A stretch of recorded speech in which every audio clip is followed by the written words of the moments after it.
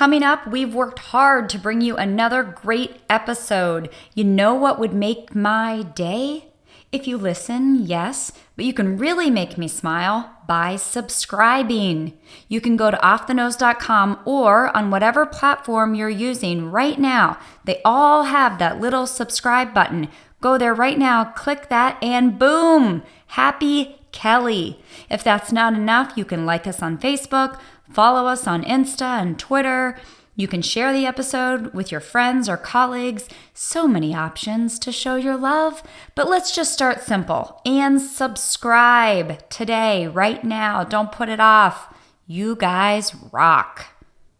Hey everyone. Today on the show, we have a very cool spiritual leader from the modern Orthodox world, Rabbi David Cohen out of New York. He is a guy wearing a lot of hats, has a very off-the-nose story for how he became a rabbi and the various pivots he's taken in his life. Just a super cool story, a lot of parallels to be drawn from the Jewish history to what we're dealing with today. And I guarantee you'll leave feeling a little more peace and love in your heart as well. Let's go. Gotta get it how it goes now. You gotta take it off the nose. It's off the nose. Gotta get back in control now. Let's stop believing in ourselves. It's off the nose.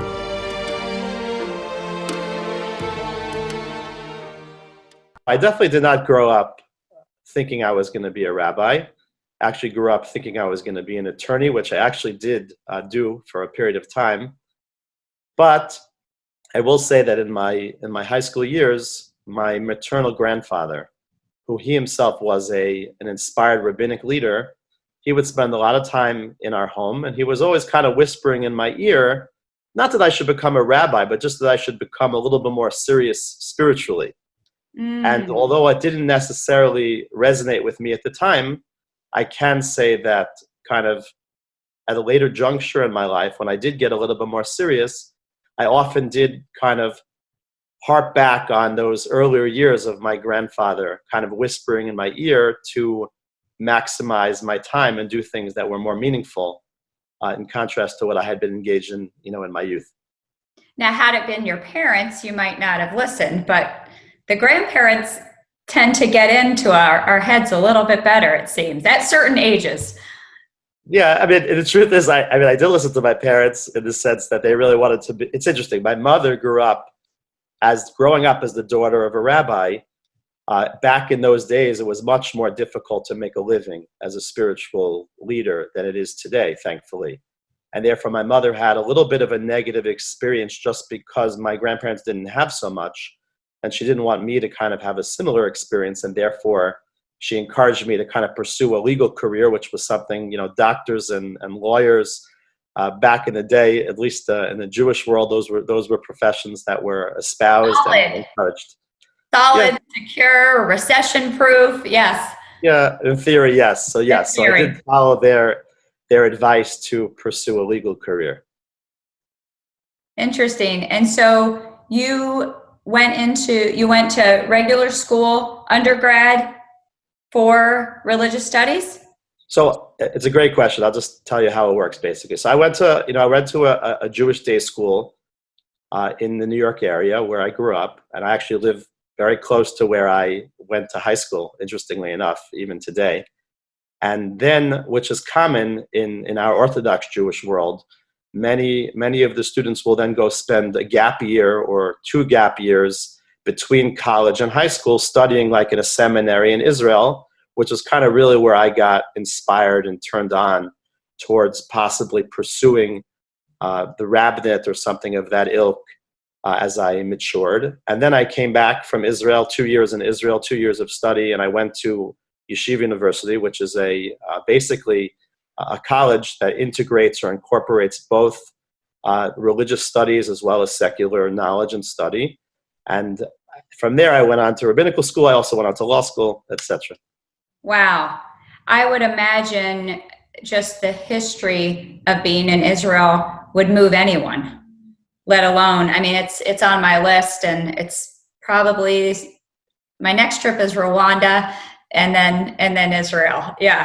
I would highly encourage it. It's something exceptional. It's really something very beautiful and very special. Although I had visited previously with my family before I spent the year or two living there, those years kind of engrossed in study and the sanctity and the holiness of the land was transformational for me. And when I actually, interestingly enough, we'll get to it, maybe we'll get to it, I actually met my wife, fast forward about a decade, I met my wife while on a trip to Israel, and we began our married life and had our earliest children, our two eldest, we had them in Israel as well. Oh, really? And then transitioned here. Well, it's a whole, I mean, that's a whole nother show. It is, but I mean, happy to meeting. Basically, my first pivot was basically, I went to law school. I went to Columbia Law School here in New York.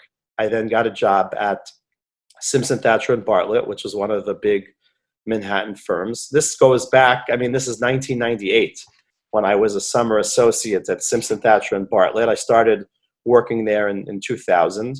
I worked from 2000 to 2004 as an attorney, as an associate at Simpson Thacher and then another firm, another similar firm.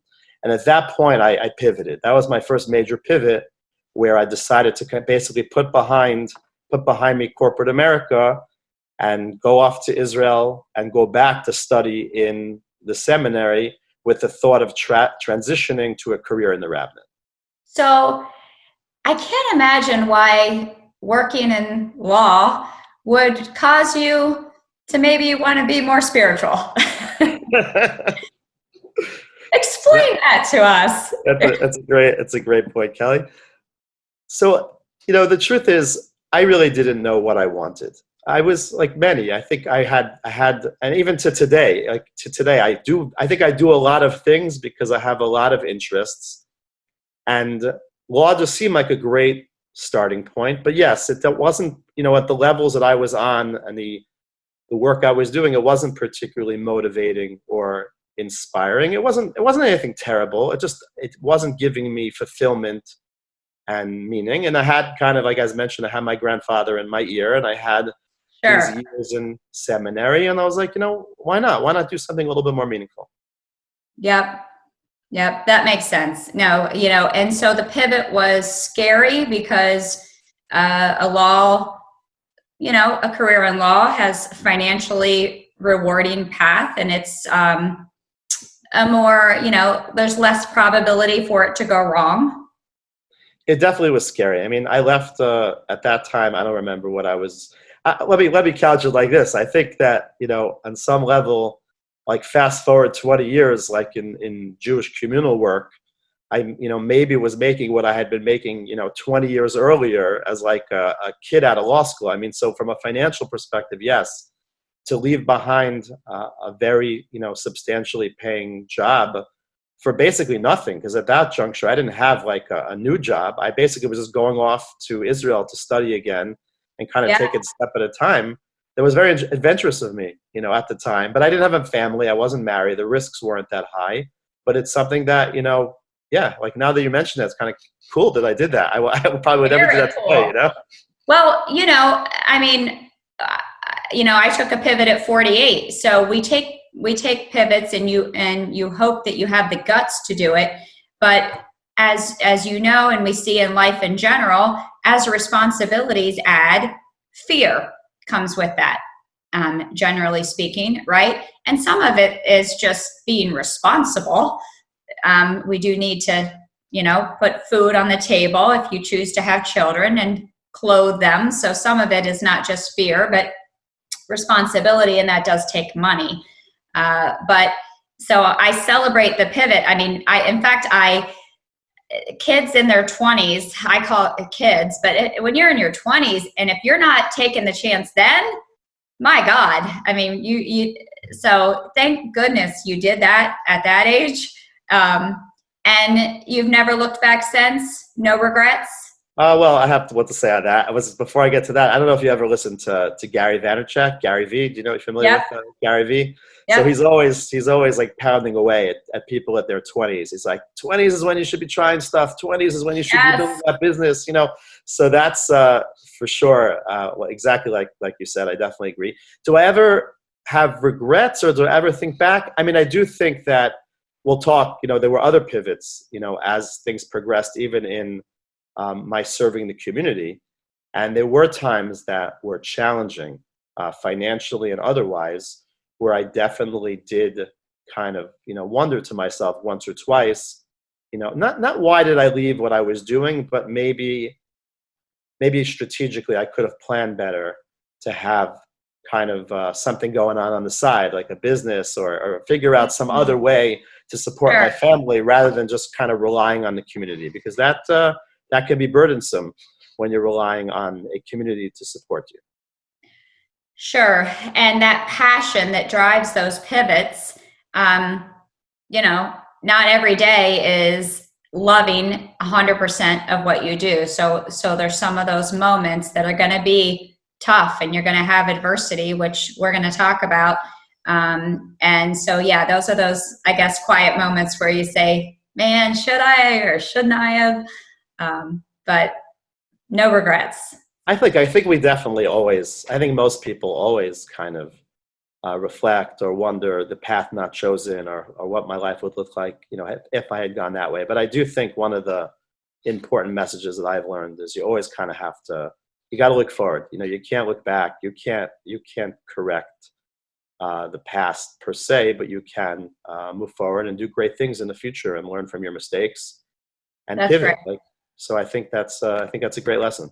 I agree. So you are an expert on Judaism as a rabbi by studying and continue. You're a scholar, attorney, as you mentioned, therapist, educator, an author. I know you wrote a book in 2016, a columnist.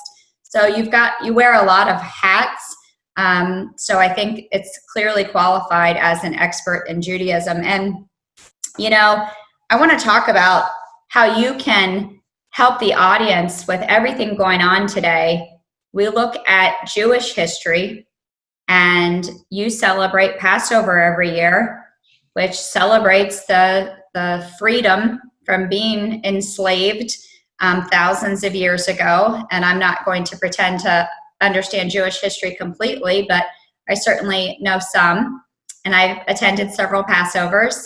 I'm impressed. Look at you. Great. And tried to listen, as I looked at the interesting food and learned.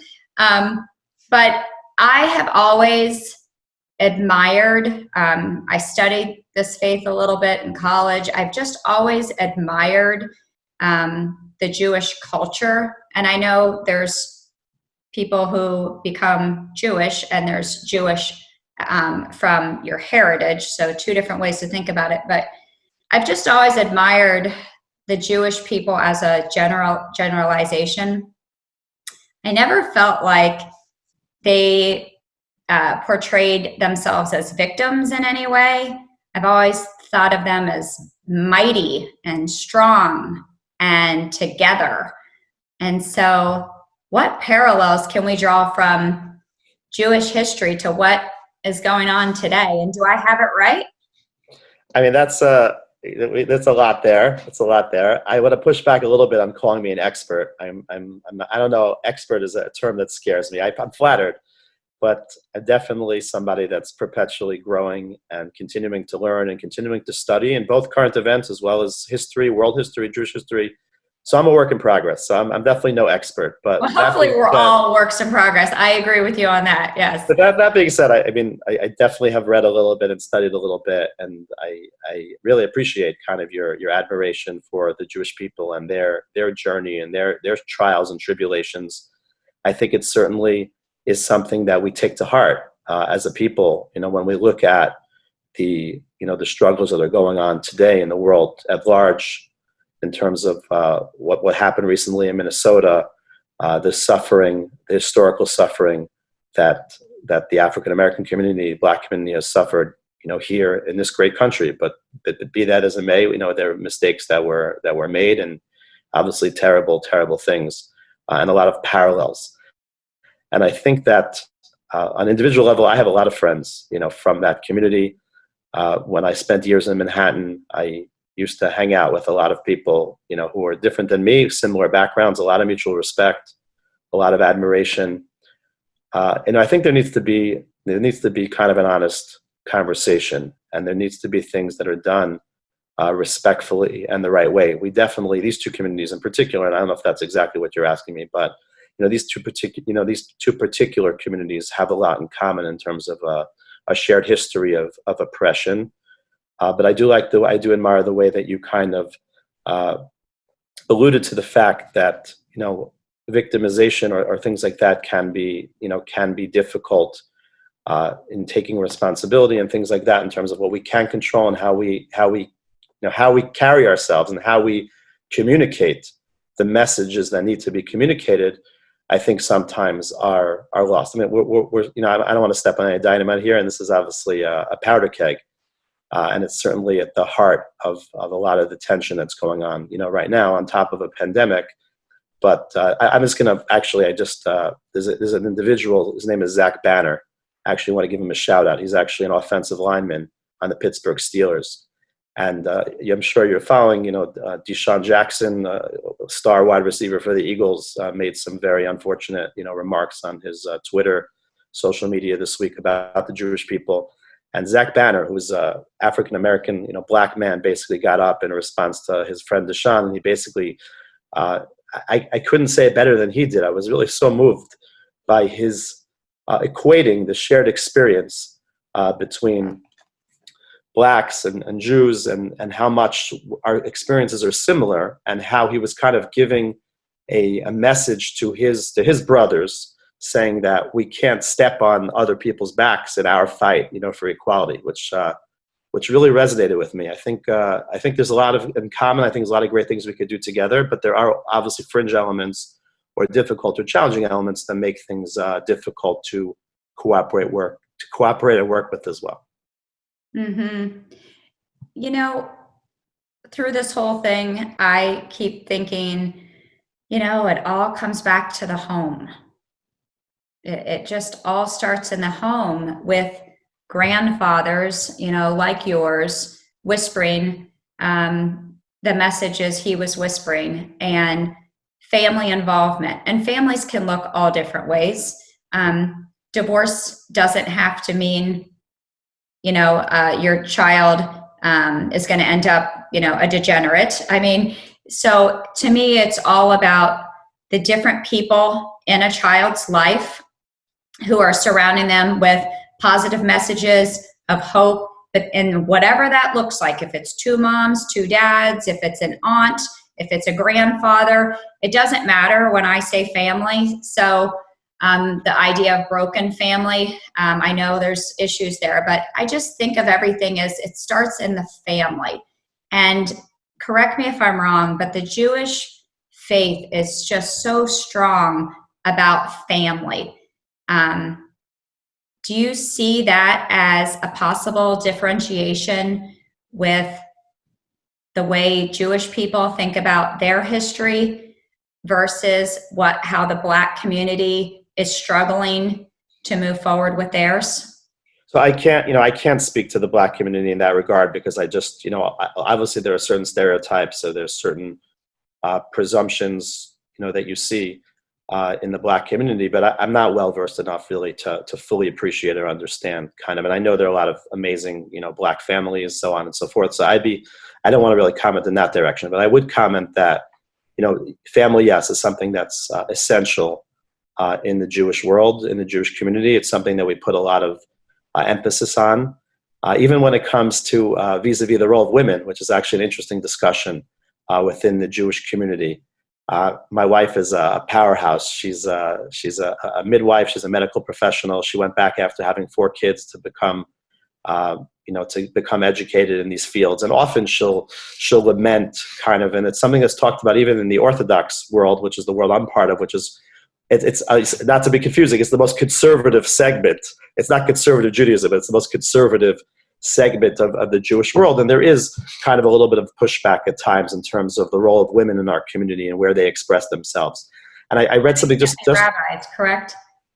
So in the Orthodox world, that's correct. Yes. So, but on that point, so we were talking. I was reading something just over this past weekend over Shabbat, and it resonated with me in the sense that the author was making the point, because we just had to shutter and close our synagogues for 3 months here in New York, which was terribly traumatic. I'm actually writing about that right now, and it's something that that this author was making the point that, but in the Jewish world, synagogue is not the main place, which is very jarring at first glance. And he was making the point that the home is actually the main place. And he was saying, even though women, for whatever reasons, that would be a whole podcast unto itself, why women can or can't be rabbis in the Jewish faith, at least within Orthodoxy, but the women are the rabbis of the home. That I can tell you for sure, meaning the women are the foundation, they are the rock, they are the bedrock of the home. Now, besides working outside the home and doing all that they do to help support the family as well financially, they are the rock. I mean, I'm just observing anecdotally the families I see. The women are the ones that keep it together. They're the ones who know all the details of how things, from building the swimming pool in the backyard to making sure each kid has exactly what they need. I mean, our women are incredible. Women are incredible. And it's something that the reason why the family is so strong within the Jewish community is because we're fortunate to have incredibly talented women that kind of keep it all together and keep us together. Yes. Have you noticed a change over the years, millennials and then forward, in relation to family time or spirituality? I mean, maybe in the Orthodox sect, not as much, but do you notice any pushback and change, with social media and all the pressures? Sure. You'd be surprised, meaning that maybe it would, maybe it wouldn't be. But yeah, it's certainly, I'm not part of the ultra Orthodox, most rigid sects of Orthodoxy. I'm kind of more of the modern Orthodox, which is kind of more of a mainstream centrist perspective and view. Certainly our young adults, our kids, our millennials are exposed to the world, in its fullest. And look, with the challenges of social media, the exposures, the kind of, it's all about me mentality that's cultivated in society, at various points. It's tricky. It's for sure to get our children, to get our young adults, to get within the pulpits I've worked in, I've tended to work with young millennial type individuals. Just happens to be that those are both as a congregation on the Upper West Side of Manhattan, as well as here on Long Island in New York. Yeah, I mean, you see there's a constant challenge to engage our membership spiritually, to get them to want to go to classes, to want to study, to want to pray. These aren't things that are, they're, even if they grew up with them, people get turned off and people get distracted by all different types of things, and it's not a simple task. Do you have a whole book of gold stars that you're constantly handing out to the millennial? That would help. Yeah, you do. Like, it's all about relationships. At the end of the day, people have different faiths, people have different colors. It doesn't really matter. At the end of the day, if you connect, if you can have meaningful dialogue, right? We're new friends here. Hopefully we'll continue our relationship. At the end of the day, you meet people, you connect with them, you're inspired by them, you hear their story, you're able to genuinely listen, to hear what they have to say, where they're coming from. There's so much more that binds us than that divides us. And look, America is a country that I've always had great pride in. And I grew up here. I very much feel, part of the fabric of this country. I've been in the White House, both in the Obama administration and in the Trump administration. I've had the opportunity to visit both Democrats in the White House, Republicans in the White House, meet with our leaders.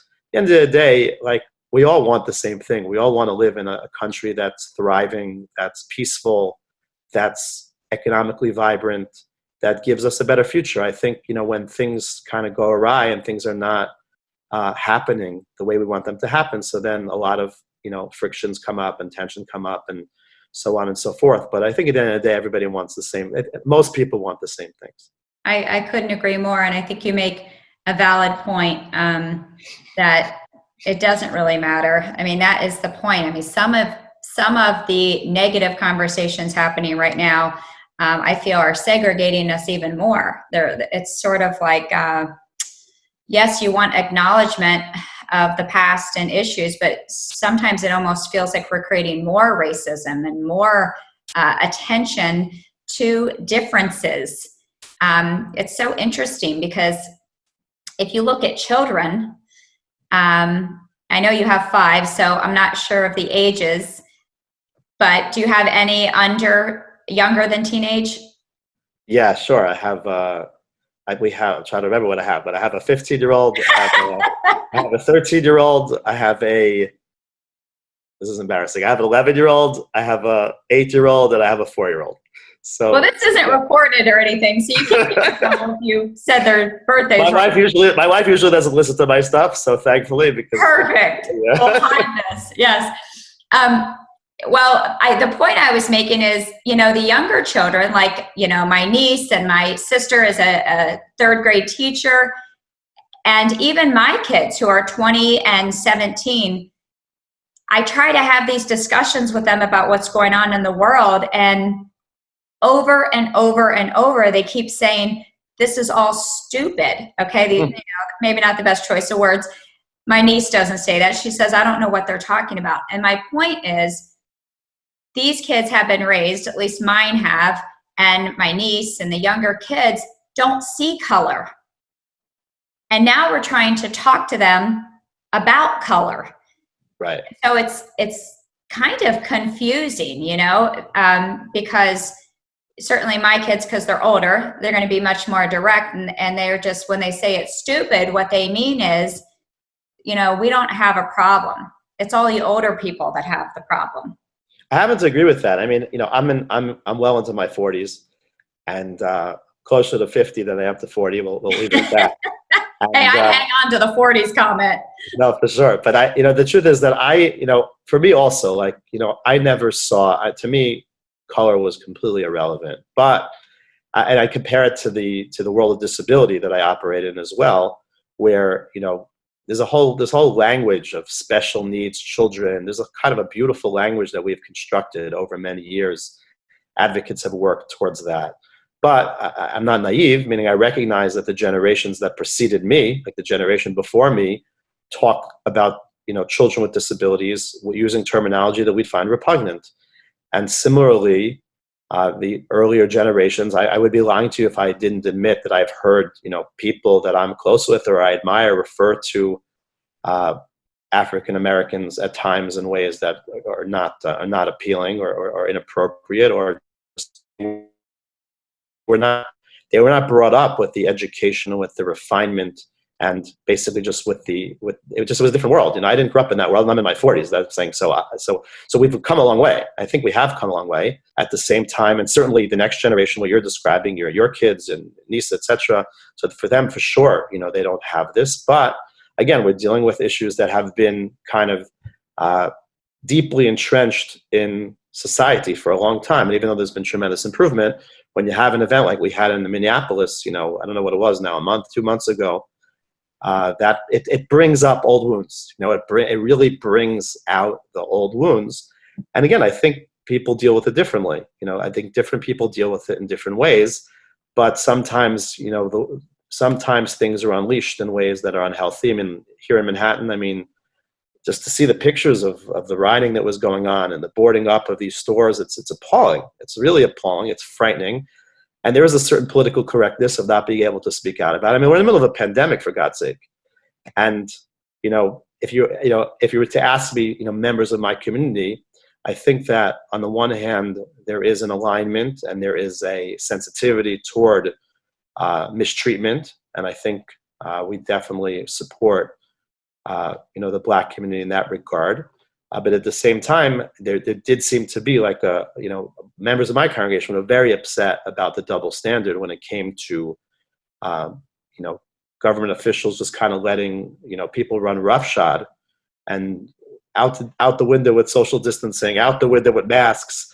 And here we're locked out of our prayer sanctuaries for months on end, and we can't, and our kids aren't in school, and so on and so forth. There was a real incongruity there that angered members of my community, and it's very hard to explain it.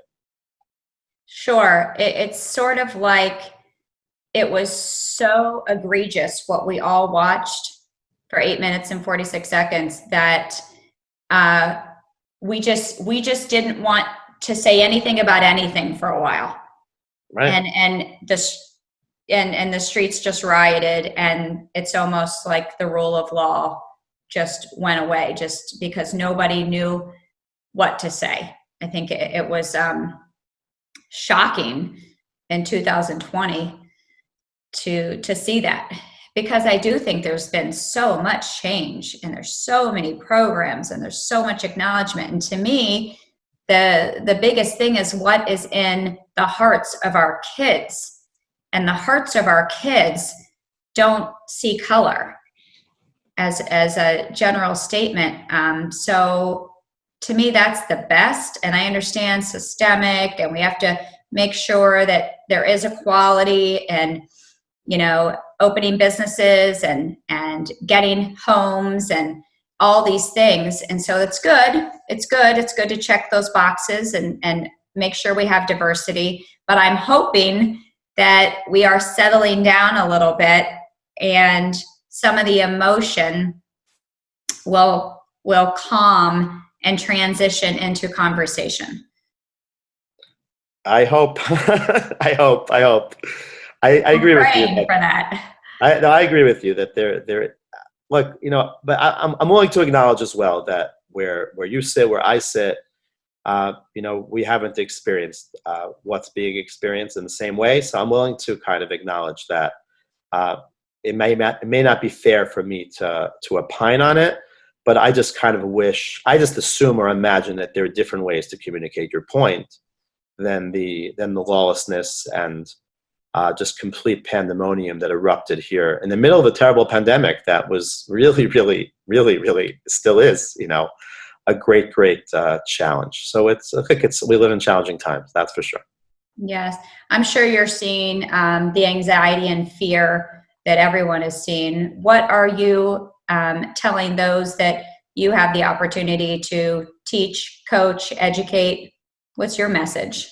So I could definitely tell you that, you know, one of the things I do is I have a private practice, a therapy practice where I have, you know, private patients and clients. And sadly, you know, my business has been booming in the last few months. I've gotten many more calls than usual for therapeutic intervention. So that's telling in and of itself. But in my more communal role, so I definitely am, I'm seeing the anxiety. There's no question. There's heightened anxiety. People, there's a beautiful saying from Viktor Frankl, who was a survivor of the Holocaust. He wrote an amazing book called Man's Search for Meaning. And he says in that book, he says that, you know, when people act abnormally in abnormal circumstances, that's normal. Meaning, so abnormal behavior in abnormal circumstances is normal. So I actually thought that was brilliant, because you're seeing a lot of people just kind of, look, people cooped up, and that, look, I'm fortunate. I'm blessed. I have a lovely wife, a lovely family. For me, it's the greatest thing in the world to be locked up in my house for 3 months and spend time with my family and be able to focus on them and kind of pause and, you know, and win the pause and kind of reorient myself and re-energize and refocus. There's so many great things that came out of things that were beyond our control, but I obviously am more than keenly aware that that's not the case for many people. And when people were finally kind of let out of their homes, I've seen a lot of just behavior that, you know, would surprise you. But at the same time, it's understandable, because I try to listen. I try to validate, meaning that everybody's experience is unique and everybody's pain is unique. And there's a lot of loss that happened through this pandemic, you know, loss of life, first and foremost. I had people I was very close with who passed away in the early days of the pandemic. I was watching last night, there's a wonderful documentary on Netflix. It's actually about Lenox Hill Hospital. It's a fascinating documentary. And they had, the last episode was actually a 30-minute episode about the early days of the pandemic in the hospital and the pain and the anguish that the doctors were going through. So, you know, we forget about that, but it actually just happened like a few months ago. People think that happened 3 years ago. That happened like 3 months ago. And it's very much still on the radar. There's a post traumatic stress, aspect to it. And then there's the financial, and then even if you didn't lose your job or etc., there's opportunity lost and cost, and it's the unknown that's still in the middle of this, and nobody knows when or where. You can say whatever you want, nobody really knows where this is heading. So there's definitely, I just try to validate, I try to listen, and I try not to be confrontational or judgmental with people in this vulnerable state. Is this when spirituality is needed more than ever? It certainly helps, meaning, I think there's a saying that people often point to. They'll say, when we talk, at least in our religion, in terms of relationship with God, it's a big concept. We believe in an intimate, deep relationship with God, that God cares about us personally, that he's involved in each of our lives. So we often, when we're trying to talk to people about prayer, we'll often communicate that you kind of you want to have an ongoing relationship so that when you really need it, it's there, as opposed to God is there for us all the time, and you can ignore him and neglect him all you want, he'll still be there for you. But it's kind of it's very different when you have built up a lot of goodwill, and now you're kind of coming to him, in your time of need. That kind of, so in the sense that spirituality as a mantra, as something that can enhance one's life, whatever religion one may be part of, that's something that I think is valuable all the time, pre, post, mid-pandemic. That is something that's, I think, of tremendous value, of kind of going beyond ourselves, of understanding there's a higher being, of understanding that there are things beyond our control, that we're human beings, that we're finite. These are ideas that I espouse perpetually.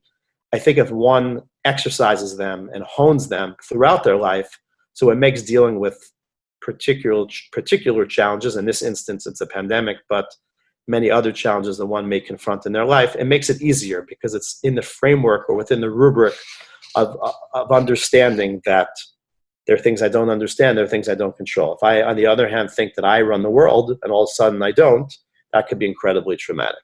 Mm-hmm. Absolutely. You mentioned your work with disabilities. I know you have personal experience with one of your children. How did you, and you work about inclusion, of course, with disabilities, how did you go about teaching your child to celebrate? Is it a daughter or son? So our eldest child, our oldest son, he's 15, so he has Down syndrome. Yeah. He has Down syndrome. So how do you go about teaching all of your children to celebrate his differences? And how have you had some success with inclusion within the Jewish community as it relates to disabilities? So thank you for asking that question. And talking about a pivot, I mean, that maybe, if I think about it, if I frame it, that probably was the biggest pivot of our lives. We got married, nice young married couple living in Jerusalem. Life is great. And all of a sudden, out of nowhere, unexpectedly, we go through a pregnancy and we're informed in the hospital a few minutes after his birth that this is not a typical child. And that was something that was really, I had some exposure, frankly, to children with disabilities because I had worked as a counselor in a camp many years prior with special needs children. So I had some exposure, but it's a whole different world when it's somebody else's child and when it's, when it's your child. And look, we always were, open-minded type people, inclusive type people. At the same time, we definitely were academically rigorous and intellectuals. And it certainly was a marked shift to suddenly kind of realize that the child you have is not maybe the child that you would imagine. But I learned one really powerful thing in that time frame when this first happened, and that was you got to take life one day at a time. One day at a time. It's such an important lesson. I was thinking about, after the birth of my son, I was thinking about what was going to be 20 years ahead, 30 years ahead. That was giving me a lot of anxiety because you can't, that is a recipe for anxiety. Meaning, take it one day at a time. I tell my wife this all the time now. We're talking about what's going to be, are the kids going to go back to school or not in September? I have no idea. That's obviously a biggie. But at the end of the day, I'm like, it's July, I don't know what it's today, July 13th, like one day at a time. I'm saying, like, live in the moment, carpe diem, seize the day, live in the moment. That's something that we talk about. In terms of your question, in terms of inclusion as a value, in terms of inculcating that within the community. So our son he's great. He's very, very high functioning. He's very, very dynamic, charismatic, very beloved in our community. Very beloved in the communities that we've served previous to being where we are now. And he just has what we call in Jewish parlance in Hebrew, the word is called chen. It just means like a charm. It means charm. And because he has this warmth and this charm, so people are attracted to him. People enjoy talking to him, including him, giving him opportunities to participate in services when he can. And he does that, and he models that. And I hope that we model inclusivity. I hope, sometimes, this is emotional for me, I think sometimes, you don't realize the impact you're having. I always imagine, like, one day, after 120 years of life, I hope a long life, I'll go to the heavens and God will show me, the impact I had in scenarios I never imagined. So I hope that the way we raise our son, the way we've incorporated him as kind of one of the guys and one of the gals, we have one daughter, 4 boys, like, he's just like everybody else in our family. I hope that's a model for other people. I hope, we don't really teach it as much as hopefully we model it. And we're a relatively healthy family. We try to do the best we can with God has granted us and blessed us with. And we hope that models for others, that people that may be a little different, at the end of the day, they be externally look a little different, but in the inside, they have a pure soul. They maybe have a purer soul. And there's a lot that can be gained from everybody, right? We say, if I could just add one last thing, we say in one of our Jewish sources called Pirkei Avot, which is it's called the Ethics of the Fathers. It's one of the Tanaic sources that comes from the Talmud. So we say, 𝐂𝐎𝐍𝐍𝐄𝐓, who is, I don't know if you've ever had Hebrew on your podcast before, but this is always a first. So 𝐂𝐎𝐍𝐍𝐄𝐓, who is the wise person? 𝐿𝐿omed mikol adam, somebody who is able to learn from every human being. Person who can learn from everybody. Everybody has what to teach us. Doesn't matter what they look like, as we talked about earlier. It doesn't matter what abilities or lack of ability they have. At the end of the day, we're all part of the human experience, and we all can teach each other great lessons in life. We need a lot of that right now. We need so much of that. That's amazing. I think I would love to meet him. That he sounds awesome. I love the word charm.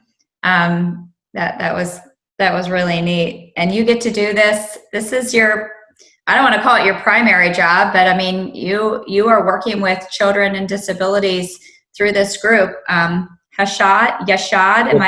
It's called tricky. It's called Yachad, which is actually a Hebrew word. The Hebrew word Yachad means together as one. So in English, it's YACHAD. So you're absolutely right. That is actually my primary job. I do a lot of other things kind of on the side, a little bit here, a little bit there in my free time. But at the end of the day, my main position actually is a senior relationship officer at this amazing organization that basically services our community throughout the United States as well as in Israel.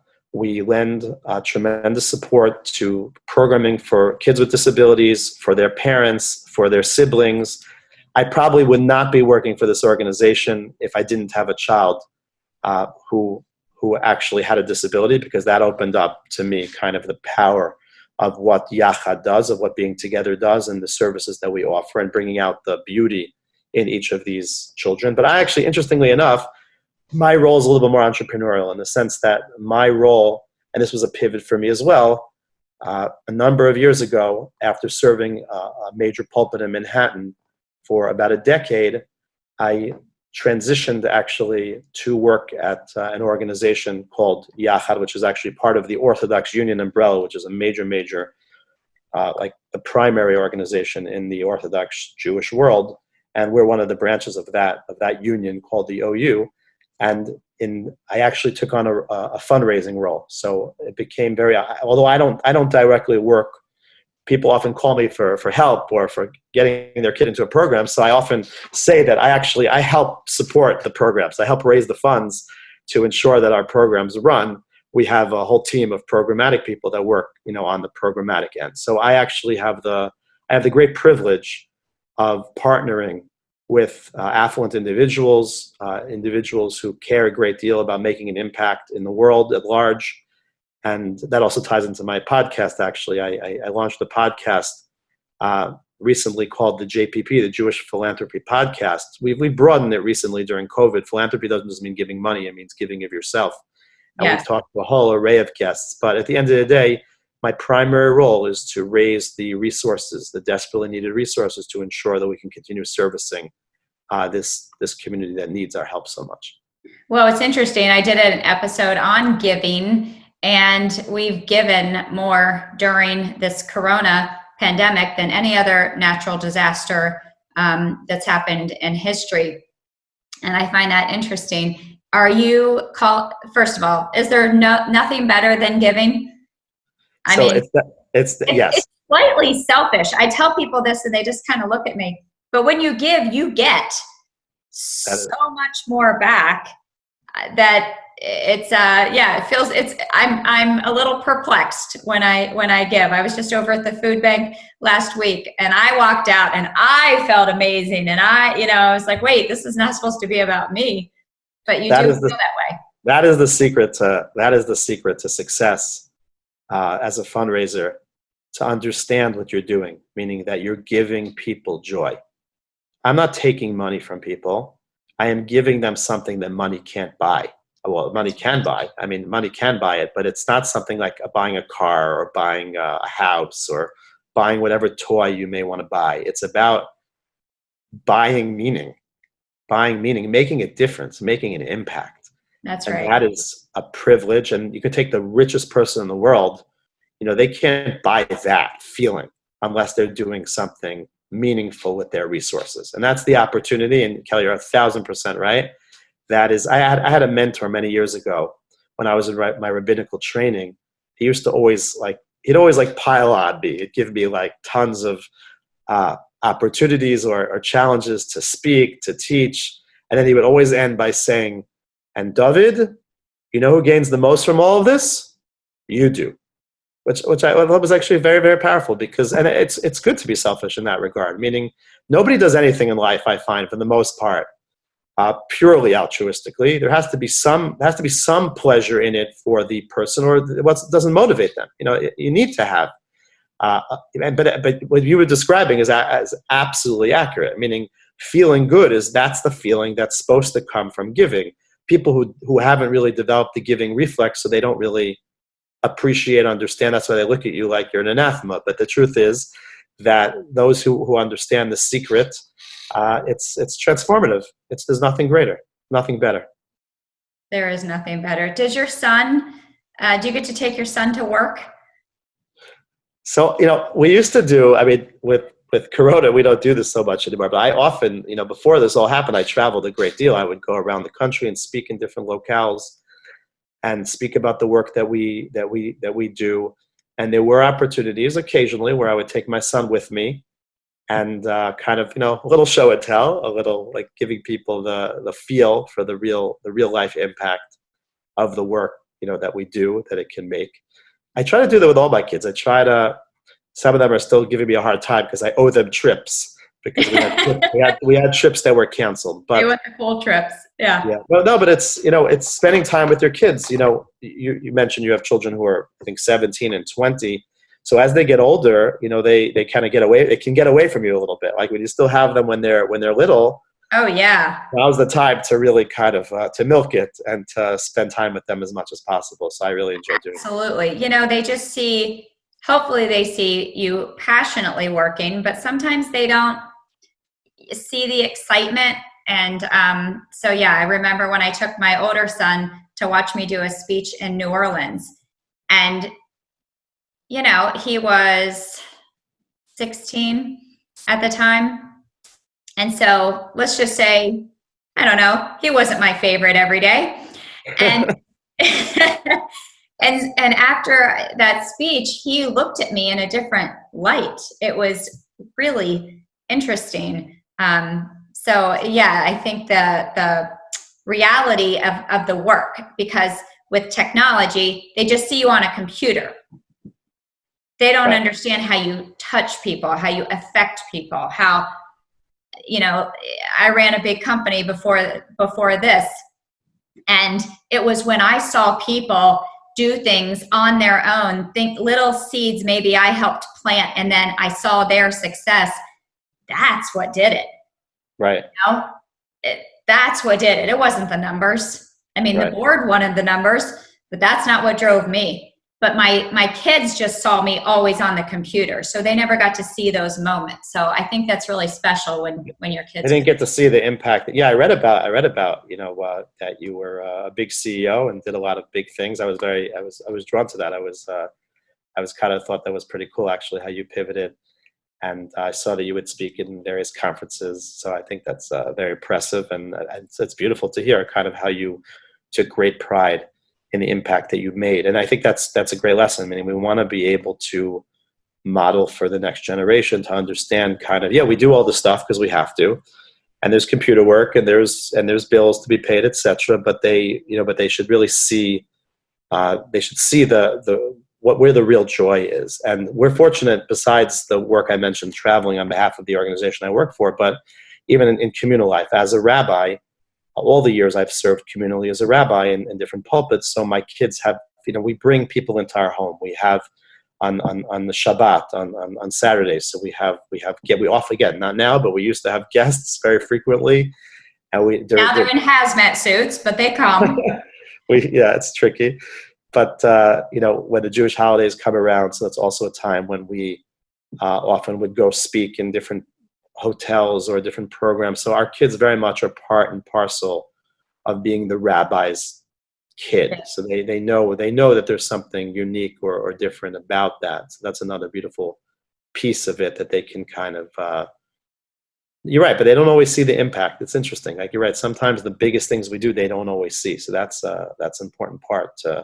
I like that feedback from you. I want to keep that in mind to make sure that they're kind of seeing at the end of the day what it's really all about. Right. What it's really all about. Well, and I think I saw your daughter. Wasn't she on one of your podcasts? Yes. So we just for fun, the last few weeks, just kind of shaking things up. So I did a podcast with two of my childhood friends, which was really like a lot of fun. And then I did a podcast with my daughter. I actually had my daughter, we flipped the script. I had my daughter interview me on the JPP. And, did you approve those questions ahead of time? So I work with her on some of the questions. Yes, so we had a great time. It was really our extended family loved it. I mean, I don't know what the feedback was from other people, but our extended family were like they got such a kick out of it. I mean, it was really I think it's a great idea. It was precious. I only have one daughter, so she's really precious. So she's away in sleepaway camp right now. I think hopefully she's doing well. Yeah. So, daughters are extraordinarily special, and I was blessed with one, so we try to have a very, very tight relationship.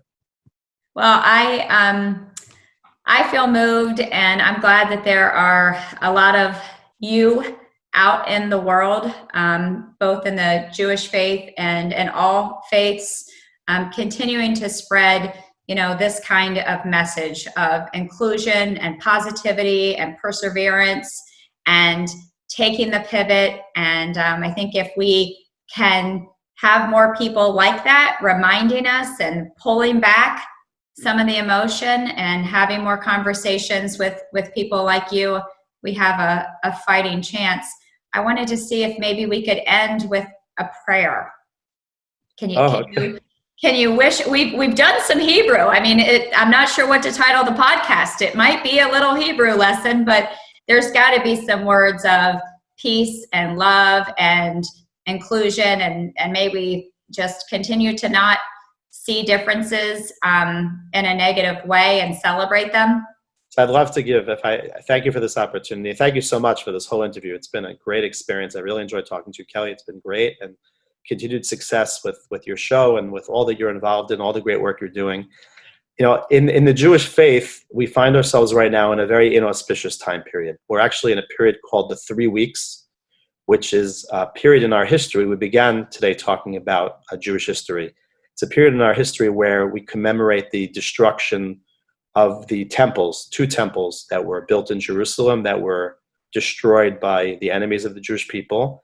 And our sources teach us that the second temple was actually destroyed because of baseless hatred between brothers. We're not talking now about different races. We're talking about Jewish people who harbored ill will towards their brothers and sisters, and were particularly sensitive in this time of the Jewish calendar to kind of flip the script, right? That the task that I know my people are focused on right now in this 3-week period on the Jewish calendar from the 17th of Tammuz till the 9th of Av, which goes till about the end of July, really, I think till about July 30th right now, is a period of mourning, of mourning. It's a period of reflecting on our past, reflecting on where the responsibility lays with us in terms of tragedy or travesties or things that have happened to us. We very much believe in taking responsibility and taking ownership and understanding that, there may be times we can blame other people, and there's room for that and there's time for that.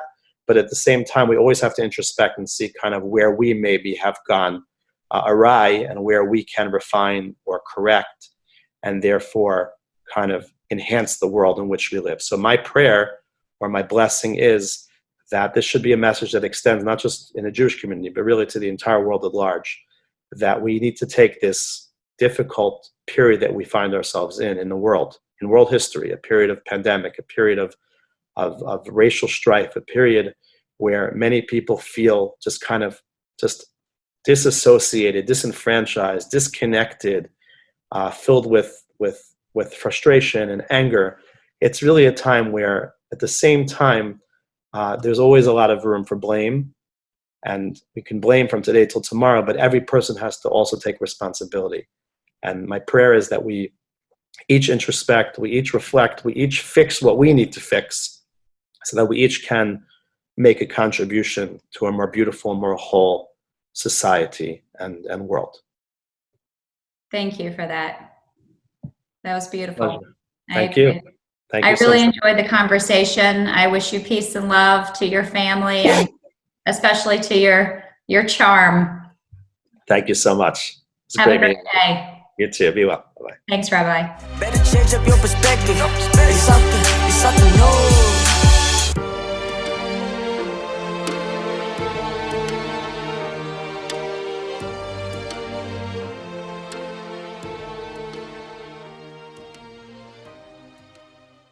Hope you guys enjoyed the show today. Remember our little talk before the show?